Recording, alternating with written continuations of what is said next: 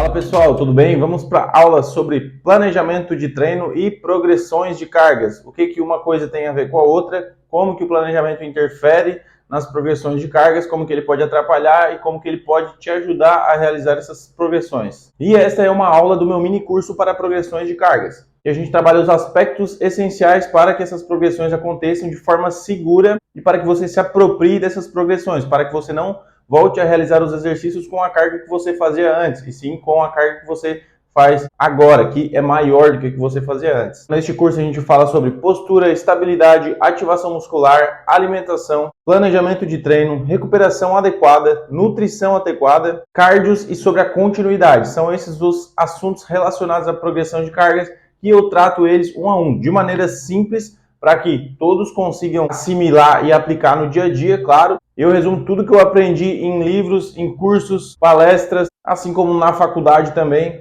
E no dia a dia de treino, e como um bom estudioso do treinamento, estudo muito sobre periodização, sistema nervoso, e isso tudo me ajudou a melhorar muito minhas cargas de treino e assim a minha performance, então como o meu físico. Vou deixar o link disponível na descrição, quem quiser ter acesso a este curso, vale muito a pena, não perde tempo. Vamos para a aula então. Como que o planejamento de treino pode interferir nas progressões de cargas? Primeiro, de maneira bem simples, eu vou dar um exemplo aqui. Se num dia você realizou desenvolvimento com halteres e no outro dia você quer realizar supino reto, provavelmente a sua performance não vai ser tão boa assim no supino reto, porque ombros e tríceps que trabalharam no desenvolvimento com halteres vão estar fadigados e não vão render no outro dia. Então, este é o primeiro exemplo de como um planejamento tem que estar bem alinhado para que as progressões de cargas aconteçam. Além dessa perda de performance, você ainda pode acabar se machucando, sentindo dores articulares, que é um dos motivos, uma das razões pelas quais os praticantes não conseguem realizar progressões e sentem dores articulares também. Como eu já citei aqui neste curso, o excesso não permite com que você realize progressões e ainda se machuque. E qual o melhor planejamento de treino para progressões de cargas? Primeiro, pensando sempre nesse sentido, quais são os exercícios principais que eu devo realizar uma progressão de carga? Vou dar outro exemplo aqui para vocês. A gente tem no nosso treino um agachamento e uma cadeira extensora. Só um exemplo bem bruto. Digamos que sejam só esses dois exercícios para quadríceps. O meu exercício principal, agachamento. Se eu fui lá e realizei com 50 quilos, né? E a extensora eu realizei com 50 quilos. Ok, essa é a minha carga de hoje. Daqui 2 semanas eu vou tentar realizar com 60 quilos o agachamento. Fui lá, realizei com 60 quilos o meu agachamento. E na extensora eu mantive os 50. Não consegui progredir, ou não tentei, mantive os 50. Realizei as mesmas repetições e tudo mais. Teve progressão? Teve progressão. Por quê? Porque eu me desgastei mais no primeiro exercício, o agachamento. Mesmo assim ainda consegui manter a performance no segundo exercício. Então veja como houve uma progressão. Se eu conseguir fazer uma progressão no segundo exercício também, ótimo, melhor ainda. Mas se eu não conseguir, não tem problema. Este é um parâmetro que me diz a seguinte informação. Eu consegui progressões de cargas porque no primeiro exercício eu coloquei mais carga, me desgastei mais e mesmo assim consegui manter a performance no segundo exercício. Quer dizer, eu consegui submeter o meu corpo a um esforço maior e eu estou conseguindo realizar o resto do treino com a mesma performance de antes. Então significa que teve uma progressão de cargas. Agora, se chegou na extensora, o meu rendimento caiu muito, então muitas vezes quer dizer que a sua progressão de carga não foi bem feita. Pode ser que isso aconteça quando você já está no limite do limite, né? E você fez uma progressão de cargas no primeiro exercício, no segundo exercício cai um pouquinho o rendimento. Aí é hora de insistir, né? Não é porque caiu o rendimento no segundo que eu vou desanimar. Isso só é um sinal de que o primeiro exercício me desgastou demais. Então no segundo eu vou lá, vou realizar um pouco menos de repetições, umas 2 a menos. Na primeira semana, na segunda semana já consigo realizar a quantidade de repetições pré-determinada, ou na terceira semana eu já consigo, então a progressão também acontece na insistência e na tranquilidade, na calma. Outra coisa que acontece às vezes é eu conseguir realizar uma progressão de cargas muito boa, fazer um treino muito bom, né? Por algum motivo eu descansei mais, eu comi melhor e justamente caiu no dia que eu tinha que fazer uma progressão de cargas, fui lá e fiz um treino e arrebentei. Com certeza eu vou gerar um estresse maior para o meu corpo. E pode ser que no próximo treino você não consiga manter essa performance, mas é um sinal de que você desgastou tanto seu corpo que ele ainda não está acostumado e não se recuperou adequadamente. Então, mais uma vez eu digo, você insiste, mantém as cargas, provavelmente você vai conseguir fazer uma boa parte do treino com as cargas aumentadas e depois as cargas se mantêm, mas talvez as repetições vão cair. Não tem problema, a não ser que caiam demais. Se as repetições caírem, é um sinal de que você só se desgastou demais no primeiro treino, né? Que o seu corpo não estava acostumado com aquela carga de treino e agora ele precisa de um tempinho até se adaptar. Daí você vai fazer esse treino assim, da mesma forma, com as mesmas cargas, por mais 2, 3, até 4 semanas, e com certeza seu corpo vai se adaptar a todas essas cargas, você vai conseguir realizar o mesmo número de repetições previsto em todos os exercícios com as cargas aumentadas. Então, reforçando, o treino é insistência também por conta disso, esperar o corpo se adaptar. Se você sente a necessidade de dar um dia a mais de descanso, você pode dar um dia a mais de descanso para recuperar melhor e realizar o treino melhor, esse próximo treino, né? Mas como muitas vezes a gente não é atleta, então a gente dedica o final de semana para outras coisas, e é normal, faz parte, a gente pode fazer dessa forma. Vai lá no mesmo dia que tem que treinar, mesmo não conseguindo manter as cargas, vai cair um pouquinho as repetições, mas faz o treino e insiste por umas 2 semanas. Se não conseguir, quer dizer que daí você realmente não conseguiu realizar a progressão de cargas. Depois de umas 2, 3 semanas, né? Mas a tendência é que você consiga se você seguir tudo aquilo que eu falei nas aulas antes desta. E o que eu vou falar nas próximas aulas, que já está quase no fim esse curso, né? A parte principal já passou. Então, provavelmente você vai conseguir. Outra coisa que é muito importante frisar. Não consegui progredir cargas, né? Já estou num patamar super alto, mas não consegui. Só de você manter as cargas já é um bom sinal. Aí o que acontece? Primeiro exercício, estou com uma carga que eu não consigo aumentar faz tempo, né? O exercício base ali, o agachamento, por exemplo. Às vezes você vai precisar o quê? Testar progressões nos exercícios sequentes para atingir outras fibras, deixá-las mais fortes, e essas outras fibras vão dar suporte para você conseguir fazer melhor o exercício anterior.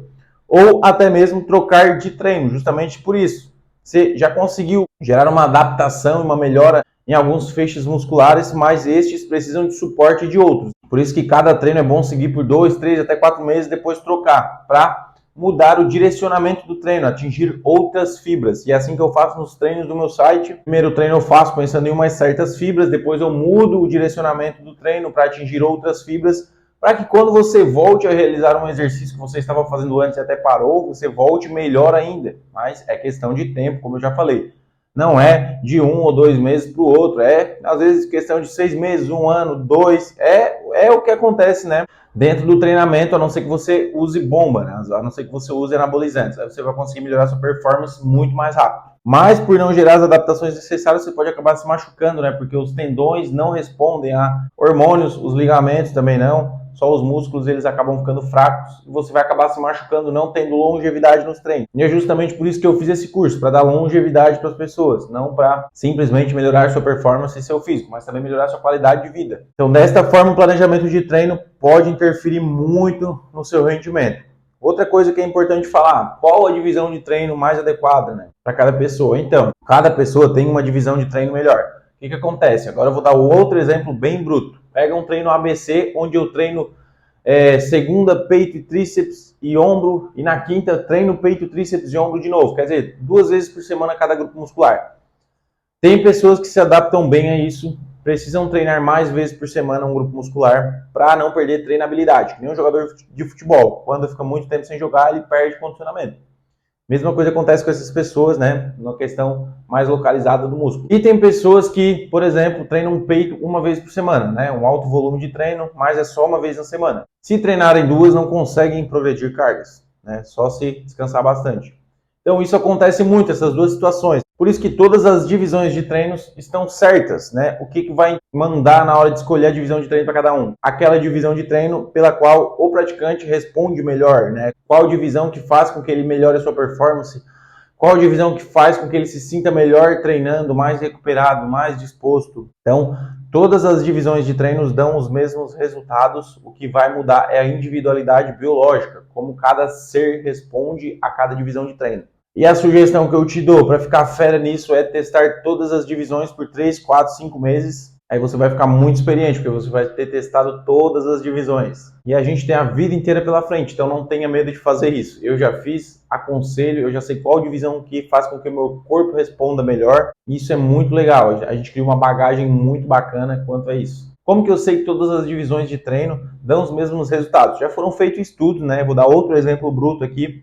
Vamos supor que uma pessoa, para ter resultados, ela precisa fazer 10 exercícios para peito por semana. Aí tem o João, que prefere treinar peito 2 vezes por semana. O que ele faz? Bota 5 num dia, 5 no outro. Fechou 10 naquela semana, vai ter resultado. E o Paulo gosta de treinar peito uma vez na semana. Então ele vai ter que fazer os 10 num dia só. Ele vai ter resultado. Esse estudo já foi feito, então já está comprovado. Eu era crente de que a pessoa tinha que treinar mais vezes por semana para ter mais resultado, mas o meu ego ficou lá atrás e eu sempre dou essa informação porque é o que os estudos apontam. Apesar de que para mim a melhor divisão de treino é a ABC, é a que eu mais me adaptei. Estou disposto até a testar outras agora de novo, mas a gente não deve apenas usar aquilo que a gente acredita. A gente deve usar todas as ferramentas que a musculação nos concede, tirar todas as cartas da manga, porque só assim nosso físico evolui. Quando a gente submete o nosso físico a esforços diferentes, a condições diferentes, ele tem que se adaptar. E nessa que ele se adapta, ele evolui. Então, basicamente é isso. Planejamento de treino interfere desta forma. Quando você for montar um planejamento de treino, você tem que pensar friamente em todos os exercícios. Por exemplo, até no meio do seu treino.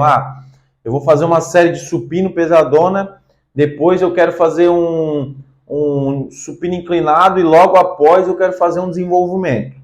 Quando eu for fazer o supino inclinado, que é muito parecido com o desenvolvimento, provavelmente eu vou estar morto no desenvolvimento, porque eu vou ter usado já bastante anterior de ombro, né?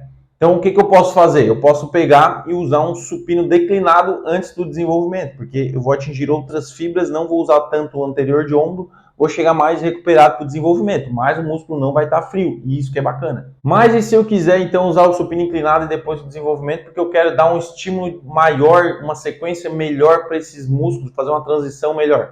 Posso fazer? Quem que vai decidir isso? O que é melhor? Você, qual é o estímulo que você quer dar nesse momento? Eu, por exemplo, se eu fosse querer dar uma prioridade para anterior de ombro, eu ia fazer isso, botar o supino inclinado depois no desenvolvimento. Se eu quiser descansar o meu ombro um pouquinho para não gerar um desgaste tão grande, daí eu faço o que eu falei depois no segundo exemplo, né? Eu uso o supino declinado e depois eu uso um desenvolvimento. Então essa é a primeira aula sobre planejamento de treino. Na próxima aula vocês vão entender outro aspecto do planejamento de treino, que são as transições dos exercícios e como elas influenciam no direcionamento do treino e nos seus resultados. Isso tem muito a ver com pump muscular. Vocês vão gostar dessa próxima aula. Até lá!